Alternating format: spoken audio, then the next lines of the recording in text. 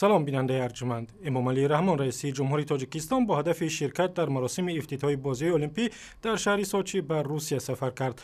قرار است این مراسم پرشکوه روز جمعه 7 فوریه برگزار شود. امامعلی رحمان در آستانه این مراسم با ولادیمیر پوتین رئیس جمهوری روسیه دایر به همکاری‌های دوجانبه و وضع در افغانستان همسایه با تاجیکستان گفتگو کرد. در بازی‌های زمستانه المپیک سال 2014 در سوچی تنها یک لیژران از تاجیکستان شرکت می‌کند. مقامات رسمی تاجیکستان میگویند اقتصاد کشور سال گذشته بزرگتر شده است. سال 2013 مجموع محصولات داخلی تقریباً 7.5% افزود و بیشتر از 40 میلیارد سومانی را تشکیل داد. در این باره در نشست خبری وزارت اقتصاد خبر داده گفتند که جلب قرض‌های خارجی برای اقتصاد سال گذشته اندکی کم شده است.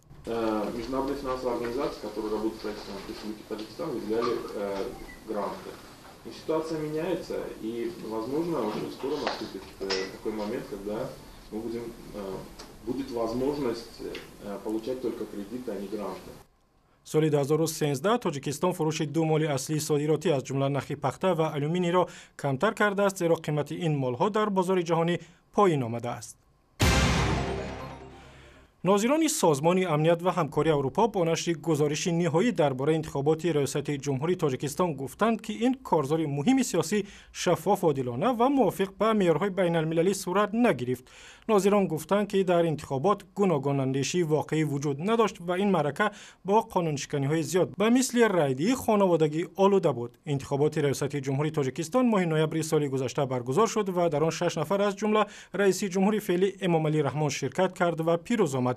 یگانه نامزد مخالفان دولت عین حال بابا نظر و را به انتخابات راه ندادند، زیرا به گفته مقامات برای ثبت رسمی به قدری کافی امضا جمع آورده نتوانست.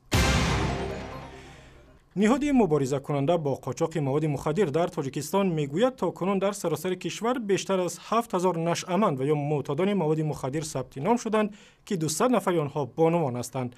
آژانس نظارت بر مواد مخدر روز پنجشنبه در یک نشست خبری گفت که اکثریت این معتادان ساکنان دوشنبه هستند. تاجیکستان یکی از راههای ترانزیت مواد مخدر افغانی است و سال گذشته مقامات انتظامی از دست قاچاقبران 6 تن و 700 کیلو هروئین، تریاک، بنگ و حشیش مصادره کردند. و بر اثر برفی زیاد بام مکتب روستایی در ناحیه کولاب فرو رفت. مکتب مذکور را با کمک مالی حکومت ژاپن بنیاد کرده تیر ماه سال گذشته مورد بهره برداری قرار دادند. از بس که در مکتب‌های کشور تعطیل زمستانه ادامه دارد، کسی در این فلاکت آسیب ندیده است. تا بنیاد این مکتب در کارز پایان بچه‌ها در یک مکتب فرسوده میراثی شوروی سابق درس می‌خواندند. اخباری از این هم بیشتر با گزارش‌های تحلیلی و عکس و ویدیو در وبسایت رادیو آزادی، در صفحه‌های ما در فیسبوک، توییتر، یوتیوب و ادناکلاسنیکی و هم زمینه مخصوصی رادیو آزادی برای تلفن‌های همراه.